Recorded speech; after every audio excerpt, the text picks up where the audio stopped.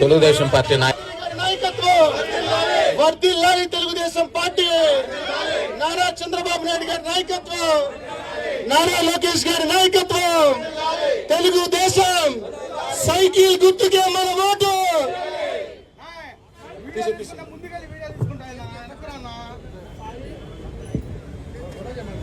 పవన్ కళ్యాణ్ గారి నాయకత్వం, మోడీ గారి నాయకత్వం.